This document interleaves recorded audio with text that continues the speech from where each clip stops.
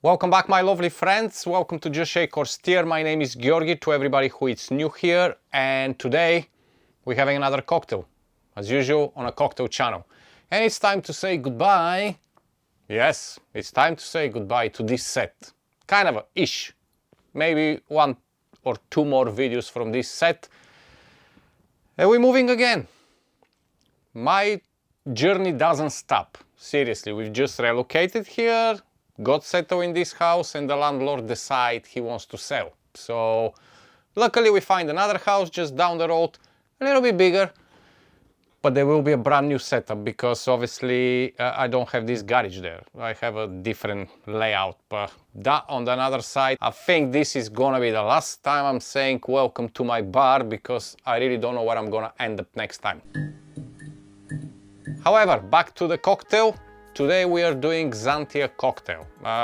You know me, for those of you who follow the channel, you know I like boozy stuff and I like 3 ingredients cocktails, full with flavor, full with character, and I never tried the Xantia Cocktail. And when I was looking the other day to make it, I kind of stumbled on a few recipes. Now the original one is coming from Harry Craddock, the Savoy Club book, which it's using equal part of the spirits. But then on the defaults guide there's a version which kind of breaking down a little bit the measurements and adding bitter to the equation. I've seen on another website somebody's using a green chartreuse instead of yellow chartreuse, which is, I don't know, could work. And also in a book which I've shown you before, you know, the old ripped off book, they only say 1 spoon of a yellow chartreuse, but I don't want 1 spoon. I want to do it equal parts, so we're gonna stick to the original. And for the recipe, you're gonna need some gin. I'll suggest here, if you have a Old Tom gin, try it. I think it's gonna work. Now, some people say this recipe shouldn't be working because of the ingredients, because you have gin, you have cherry brandy or a cherry liqueur. Preferably if you have cherry herring. I don't have it at the moment, so I'll be using Luxardo cherry. Kind of a, okay, you know, I mean, pretty much the similar thing. And of course the yellow chartreuse. Yes, people saying this shouldn't be working because you have cherry, you have the gin, so you have sweetness, you have berries here, you have the herbal liqueur. Trust me, it works. The balance is perfect and Harry Craddock knows what he's doing. It's not strange, he's a massive name in the bar industry. If you don't know who is Harry Craddock, I'll just leave it here. I don't know what to say to you.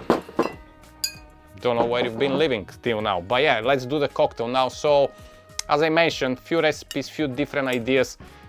2 ways to do it. One is to stir, one is to shake. Quick explanation to those of you who are new to the trade or kind of starting with the homemade cocktails. When you're stirring, you're gonna have more potent, more strong cocktail, less diluted. It will be more punchy in the face, let's put it that way. When you shake, you're gonna introduce more air, you're gonna make the cocktail more airy, more light, more enjoyable to drink. So if you think it's kind of your heart's not gonna take these 3 ingredients because it's a spirit, shake it.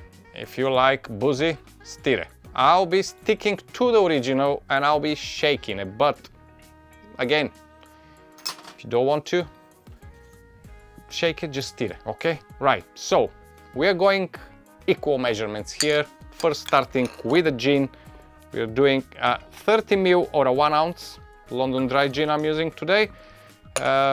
As I say, use Old Tom if you have. I think it's gonna work fantastically well with the note of sweetness coming from the Old Tom, but hey, that's just suggestions. You don't need to follow if you don't want to. Then we have the cherry brandy, 30 ml or an ounce.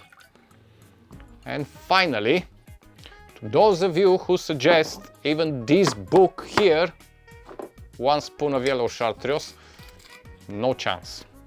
We're going all in. So we're gonna go with a 1 ounce or a 30 ml again with the yellow chartreuse. If we're doing it right, okay? So, fill up your shaker with ice, and as much you want. I'll go with 5-6 cubes, it's more than enough for me, but more ice you put, less dilution. Obviously leave some space so the ice can move and air your cocktail. Alright, that'll do for me. Give it a good shake and then serve.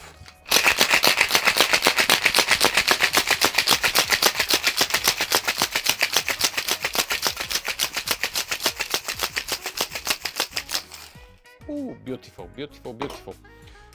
There will be a double straining here because obviously we're shaking. It's served without ice in a chilled Liqueur glass. Now I'm not gonna stress much, but do me a favor, chill your glass. In the freezer, fill it up with ice before you start making the cocktail. Whatever it's you desire, it's gotta be a chilled glass. Otherwise, you'll get really hot pretty quick. You won't enjoy, okay?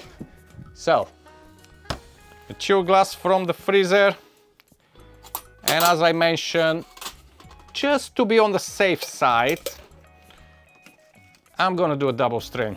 I don't want any of the ice shreds coming in the cocktail. I want it to be nice, clean, enjoyable, and pretty nice to look. There we go. Slightly bigger this Liqueur glass, but I like the design. It's kind of a fit with this cocktail.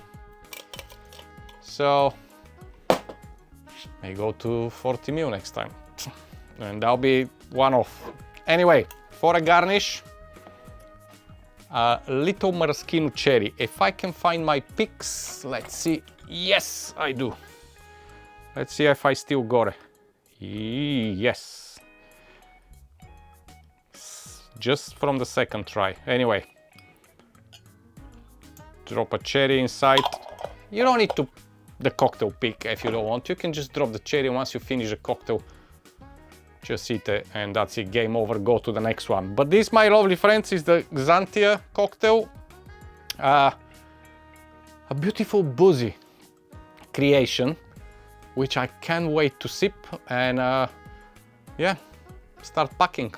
But for now, cheers. Ho ho ho. People say this shouldn't be working. Gin, cherry, yellow.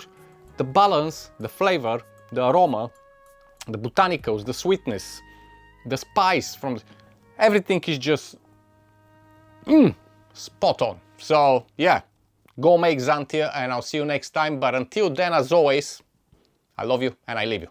Bye bye.